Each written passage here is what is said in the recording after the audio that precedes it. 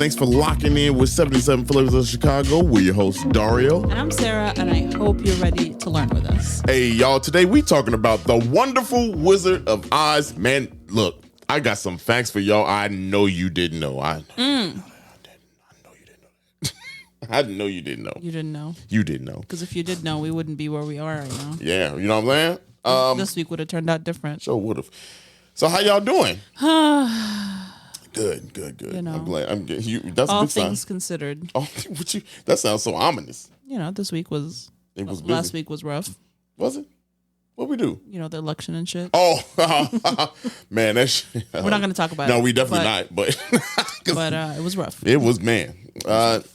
We made history again. I just feel like the people deserve to know where we stand. Yeah. And I feel like just by looking at us, you should know where we stand. You know what the fuck time it is. But if you didn't, just know we had a rough time. Yeah, somebody gonna be like, did not know they were. Anyway. That's fine. You could go. Whatever, y'all. Here on a different note, I will say, y'all, I don't know, did we talk about getting the studio? Mm-hmm. It's coming along, y'all. It is coming along. Yeah. I'm very excited about it. We got a lot of stuff. We're having a little party on the 19th. Ooh-wee. And then after that, you're going to be able to bookity book. Come see. We got plans for this thing, you know. We do. We're going to flesh. I mean, they are fleshed out plans, but we got to, give it some time, let it breathe. But you're the boy going to be able to, I be snapping, got a physical location now. So I'm excited about that. It's going to be a lot of fun. It's going to be a lot of fun. It's a great accomplishment. Yeah. It is, it's, you know what I was about to say? I was thinking about this as we were starting the podcast. Mm-hmm. It feels more lively when we do it in a time, not at night. I agree. I hate recording at night. You the one be having your day, your little spot day. Yeah, because we wait to record until Sunday. If we recorded when I want to record, which is like Thursday. No. Yes, I want to record early. We be in the week. busy. Yeah. Okay. Exactly. So. Yeah. You know, Sunday's my day off. It is. You be taking that mother. Exactly. I need to. Because otherwise, we will be 24/7. Sure would. We really would be 24/7. I need my alone time to recharge. You do too. I do too. Yeah, I do. Yeah. You know, usually it's like Bears game. Yeah. I just sit down. You just want to. Sometimes you just need. Because here's the thing: we work together, we live together. The reason we are able to do it for so long is because we take time to do our own thing. Yeah. We don't have to do everything together. Not everything. Yeah. So Sunday's my day. That's very true. Yeah. All right. Well, then as y'all know about how we break down our day. But there was I don't know if people actually like.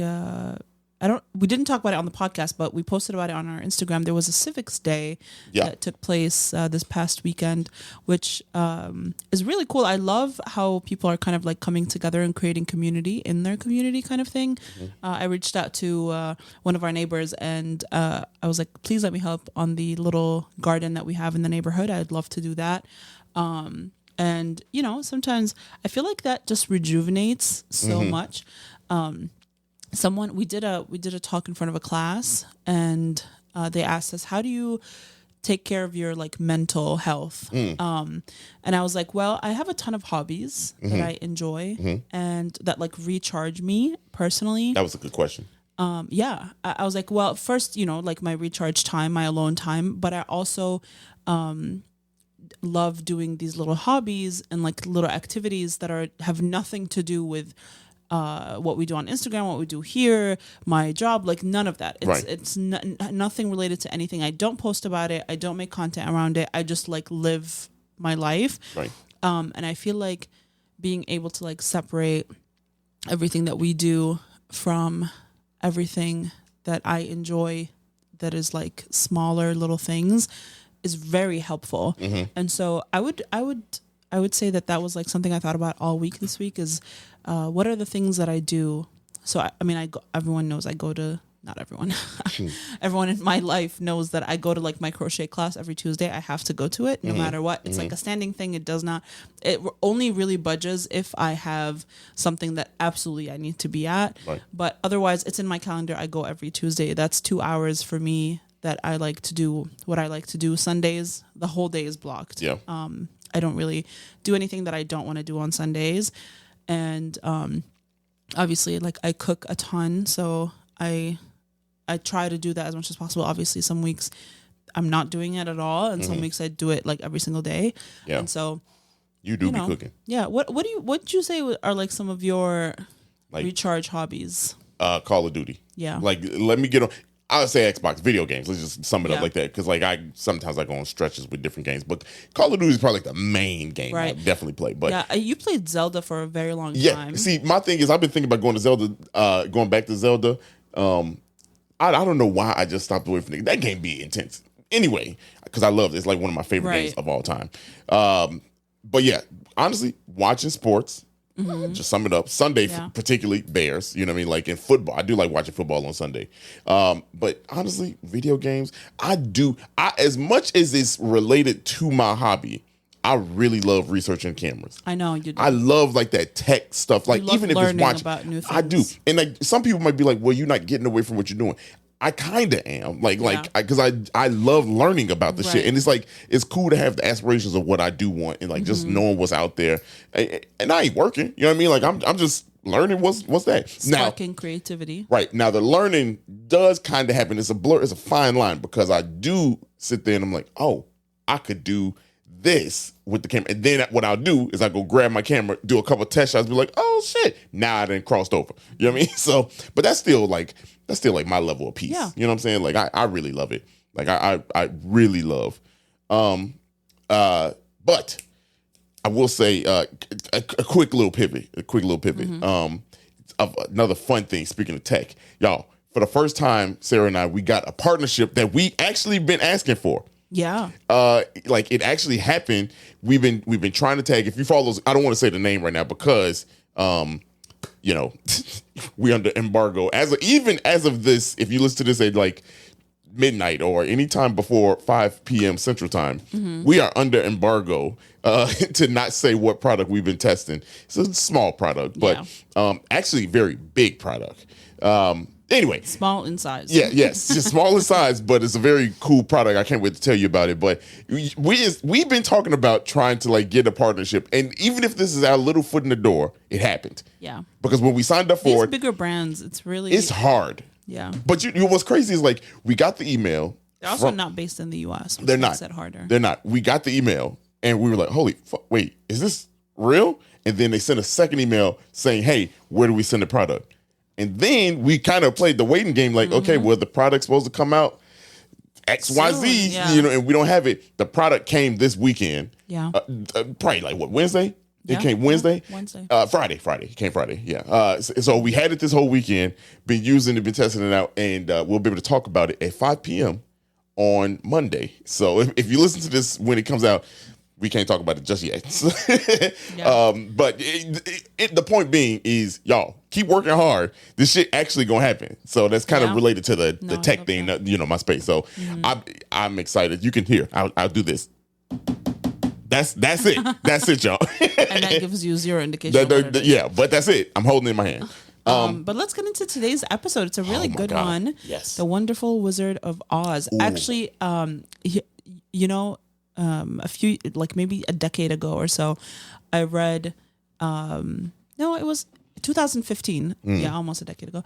I read Wicked for the first time. I had always like loved the soundtrack. I'd never seen the movie or the musical or anything. I loved the soundtrack, and obviously like I knew the story, but I read the book and I loved it so much. It was like one of the few books that like made me laugh out loud and kind of like you cry, you laugh. It was very fun to read. And I remember this was when I was living in Mexico, and I would teach a class at Ferrero Rocher, the chocolate company that also makes Nutella. And so the class was at like 7 a.m. So the shuttle that picks up the teachers would pick us up at like, I don't know, 6. And so I would be like in the car on my way to class, just like devouring this book. And it was like a whole day. I would have to be there all day because I taught adults. And so people would come in all day. And I loved it so much that it was so hard for me to get into any other book. So I was like in a reading slump or like a reading hangover for a while after that. And I just became so obsessed with Wicked.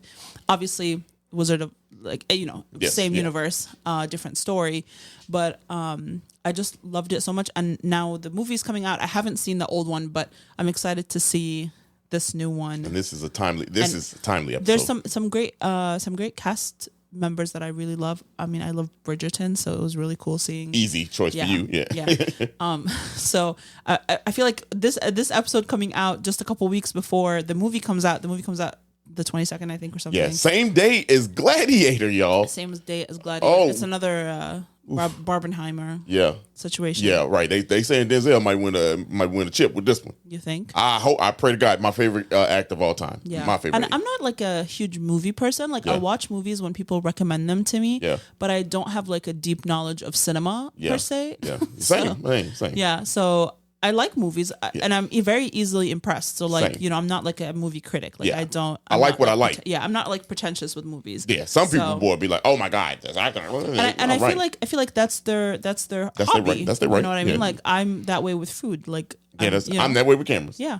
So each person is picky with what the hobby that they've picked. But I'm excited for it to come out. Obviously, this is not sponsored. Yeah, right. Not by no means is this sponsored by. But I'm just excited about it, and I feel like this is the perfect time to do this episode. But let's get into it. We're 11 minutes into the episode. I haven't said shit yet. All right. So the way we're going to approach this is the best way 77 Flavors of Chicago can do it. Okay, like y'all probably know some crust level stuff about Wizard of Oz, but we got some things I promise you're just gonna learn. First, let's start off. It was created by L. Frank Baum.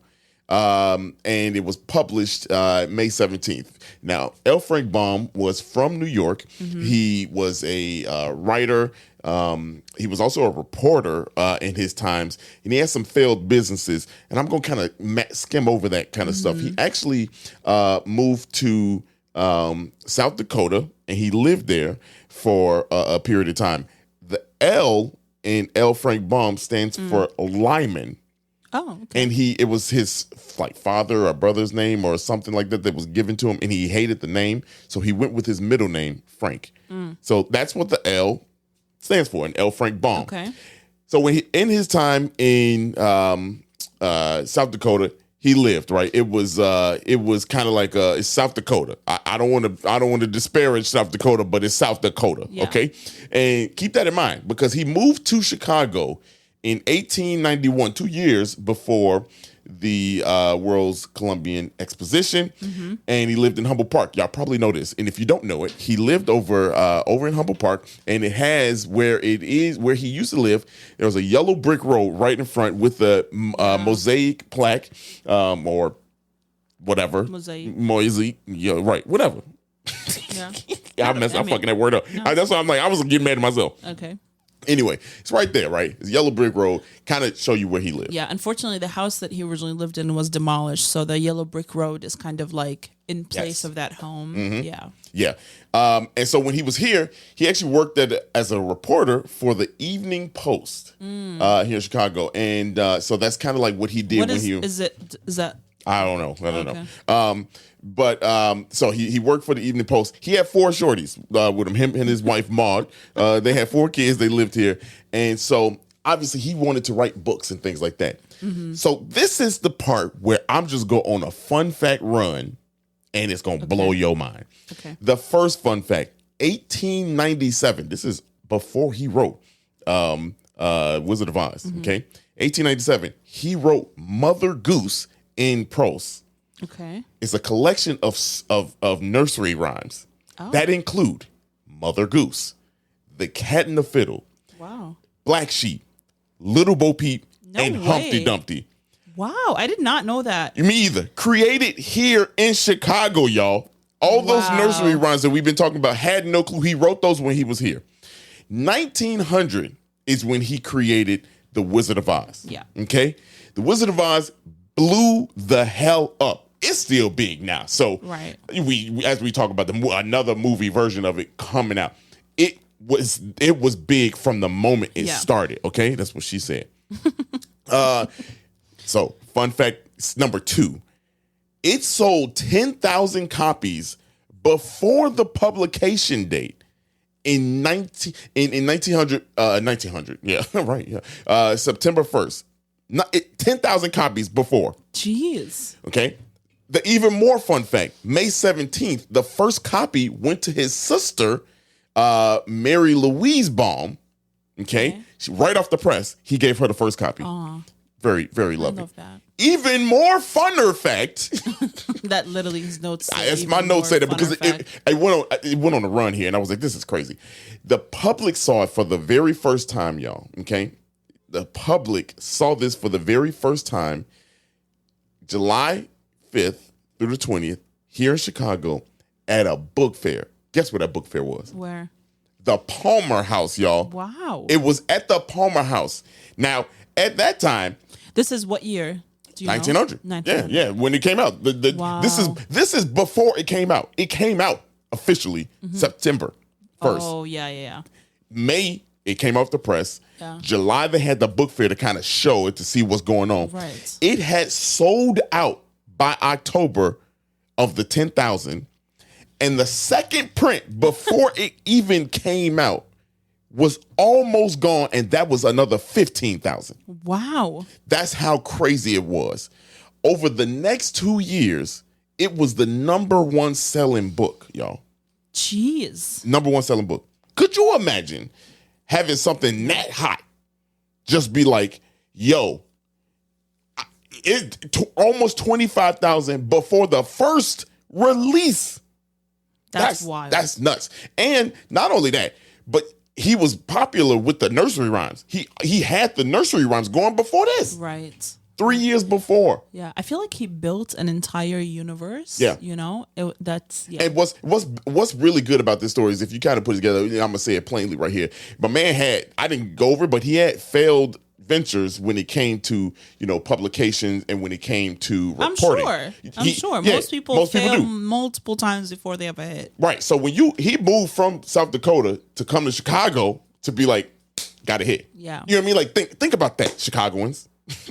I love that. People was like, I'm coming here because I can make it. I could do it. You know what I'm saying? Like, I mean, think of like at this time, if we go back to our episode on the Printers Row and like publishing in Chicago, this was the time. This was to be a writer and playwright. He wasn't a playwright; he was a writer. So the book came before he turned it into a play. Or hold on, I'm gonna get to that. Yeah, but I mean, like this was the time to be in Chicago for books, and I even did like a little side quest. Thank you. Yeah. I did a little side quest about how many famous authors lived in Chicago, and the list is so extensive, so ridiculous. Yeah. And then I looked how many famous playwrights lived in Chicago, and it was a crap ton. I mean, and a lot of them were like in the Hyde Park, Bronzeville area. Obviously, like we know some of the really famous ones, like Raisin in the Sun and stuff like that. But I mean, poets. It was a hub for that. Yeah, so. It was a hub. Speaking of which, reason why the coin had to be given out because this book was published by the George Hill Company, which big major publishing company here in Chicago. So you could only imagine they got a book doing numbers like that, to help them out. So yeah, you're right. I mean, like this was the time to be in Chicago, and I'm sure him moving 1891, we know that they were bidding for, Chicago had won the bid by that point to have the World's Fair. So that was probably even more enticing for him to be like, all right, like let me come here because this is going to be the one to get. Do you know what I read? It's supposedly, it's rumored that he mimicked the city on the White City of the previous World's Fair. It's not confirmed, but it's like a rumor that was a thing. I saw it on the library's Chicago Public Library website. Well, let's get some moment of clarity here, okay? Yeah. I'm gonna give you some moment of clarity, all right? Because I got to give you a coin for that because yeah. So, like I said, became the number one selling thing, right? It was called The Wonderful Wizard of Oz, okay, as a book. Right. When it became a stage play in 1902, it debuted here at the Chicago Grand Opera. So the first time you could visually even see it also was here in Chicago at the Chicago Grand Opera House, no longer there. It debuted June 16th, 1902. That's a separate story that we are going to tell because the Chicago Grand Opera House is a story of great pain. Because of how it was kind of treated. Anyway, we'll get into that later. So yeah, it debuted as the Wizard of Oz. They shortened it up and just called it the Wizard of Oz. Now, to your point, okay, to what you were saying, and this is where we're gonna end the episode right here because that's pretty much it. We gave you a lie. Yeah. how did you come up with this shit? Like, that's what a lot of people think. Like, how did this come up? Well, from L. Frank Baum, did you know that The Wizard of Oz was inspired? Now, we know the story takes place in Kansas, right? Right. It was inspired by his time in South Dakota. Oh. Yeah. Yeah, it was inspired by his time. Yeah. He felt that South Dakota was so barren. This must be how. It's definitely still barren. Yeah. Right. Right. Yeah. I was literally just watching an episode of Gilmore Girls where her grandfather is in South Dakota for a trip for work, and he goes, it's the most boring state in the U.S. that I think on my way in I saw Mount Rushmore yawn. Yeah. Right. I mean, it's got to be.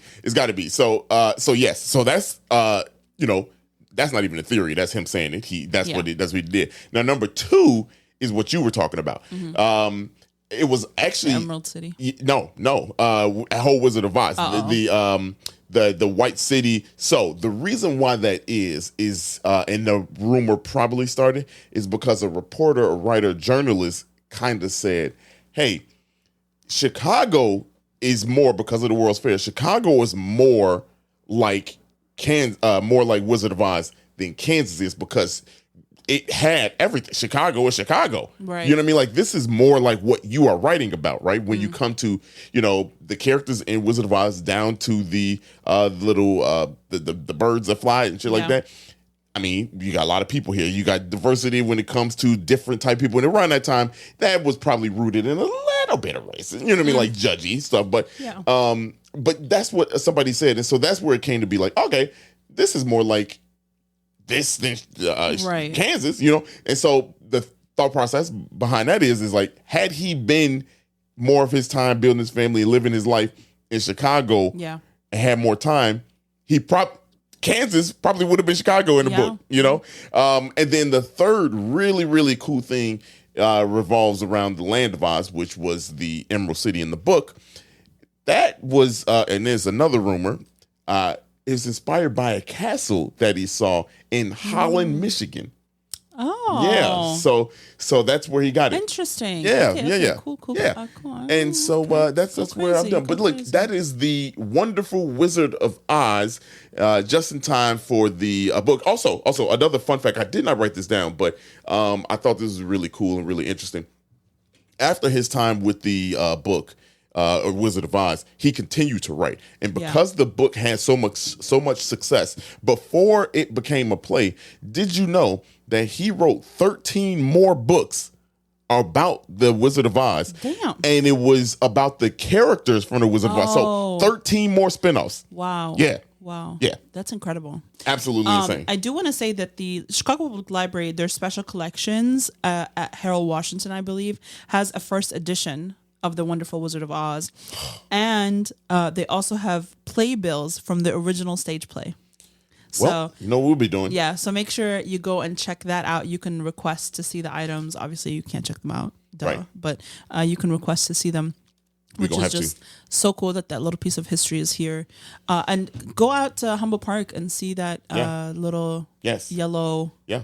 It's very obvious. Like, once you get there, you'll definitely know you're there. Yeah. There's also an Oz Park that was built in the 70s in the Lincoln Park area that has statues directly based off of it. It has the Tin Man, it has Dorothy, and I believe it has the lion. And there's multiple statues around it, so like it's a pretty big main park. cast, It's a very, and there's a little bit of history about the Wizard of Oz there. Boom. So Yeah, I'm done now. Okay. Yeah. Well, if you enjoyed this episode, make sure you send it to someone you love. Check our Instagram for some of the reels, and make sure you are subscribed to our Substack for more information. And if you did not enjoy this episode, that's all right. Check back next week, and we'll have something new for you. Peace.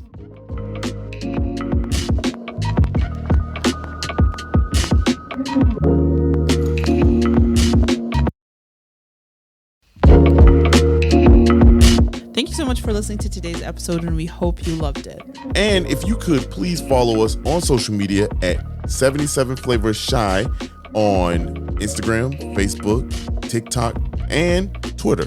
If you have any ideas or deep dives that you'd love us to do, please contact us at media@77flavorsshy. That's the number 77 flavors and shy for Chicago.com. If you like visuals, please subscribe and follow and watch us on our YouTube channel at the same thing, 77 Flavors Shy, or search 77 Flavors of Chicago. If you would like to support us monetarily, go ahead and click that Buzzsprout link in the description of this episode. And as always, we gonna see you next week. Peace.